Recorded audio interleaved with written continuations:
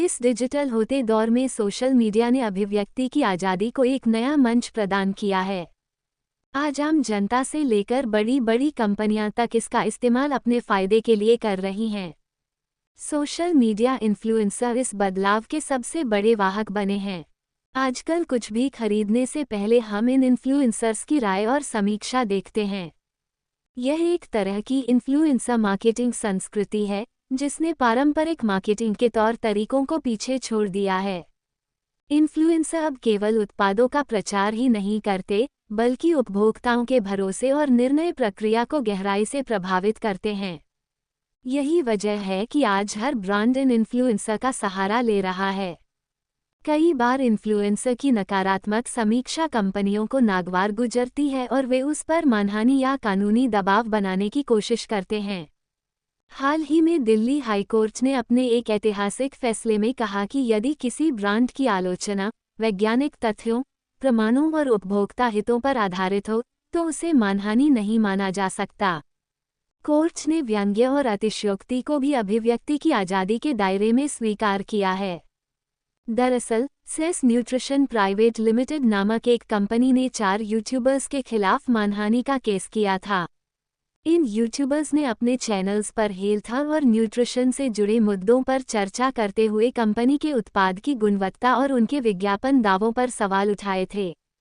इसके बाद कंपनी ने इनके खिलाफ मानहानि का दावा किया था, मगर दिल्ली हाईकोर्ट ने ये स्पष्ट कर दिया है कि सोशल मीडिया पर तथ्य आधारित आलोचना कोई अपराध नहीं, बल्कि अभिव्यक्ति का अधिकार है।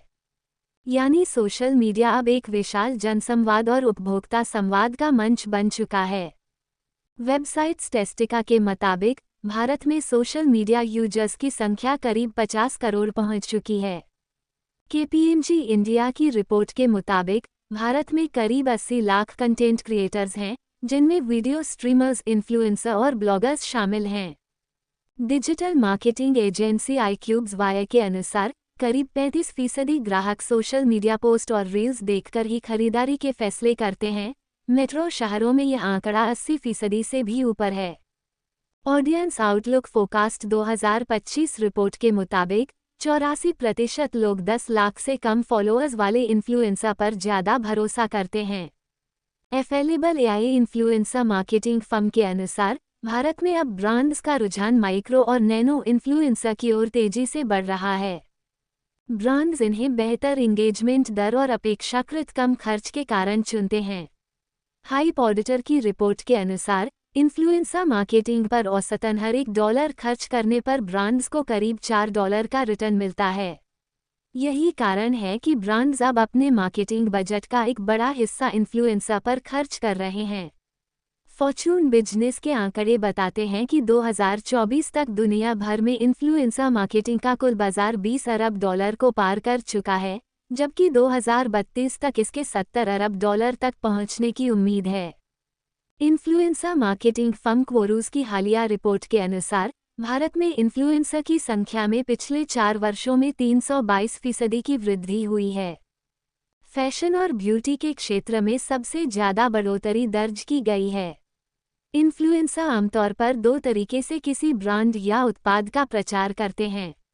एक तो पेड और स्पॉन्सर्ड पोस्ट के जरिए, जिसमें ब्रांड्स उन्हें पैसे देकर अपने उत्पाद का प्रचार करवाते हैं, और दूसरा स्वतंत्र समीक्षा के जरिए, जिसमें इन्फ्लुएंसर ईमानदारी से अपने अनुभव उस प्रोडक्ट के लिए साझा करते हैं। हालांकि ग्राहक अक्सर पेड और स्पॉन्सर्ड वीडियो पर कम भरोसा करते हैं। एक सर्वे के मुताबिक 47% लोग पेड इन्फ्लुएंसर की बातों को अविश्वसनीय मानते हैं। इसके विपरीत स्वतंत्र और निष्पक्ष रिव्यू को उपभोक्ता अधिक प्रामाणिक और भरोसेमंद मानते हैं, क्योंकि उन्हें इसमें व्यावसायिक पक्षपात की संभावना कम लगती है। यही कारण है कि जब इन्फ्लुएंसर किसी उत्पाद की ईमानदार समीक्षा करता है, चाहे वह सकारात्मक हो या नकारात्मक, तो उपभोक्ता उसे विशेष महत्व देते हैं। दिल्ली हाईकोर्ट के हालिया फैसले ने इस दिशा में एक महत्वपूर्ण कदम उठाया है, जो इन्फ्लुएंसर को तथ्य और वैज्ञानिक आधारित आलोचना करने की आज़ादी देता है। आज इन्फ्लुएंसर मार्केटिंग एक शक्तिशाली उपकरण बन चुका है, जो ब्रांड्स और उपभोक्ताओं के बीच एक महत्वपूर्ण कड़ी की भूमिका निभा रहा है। जैसे जैसे इन्फ्लुएंसर की भूमिका उपभोक्ता व्यवहार को आकार देने में अहम होती जा रही है, वैसे वैसे उनके लिए निर्भीक, निष्पक्ष और स्वतंत्र बने रहना जरूरी हो गया है।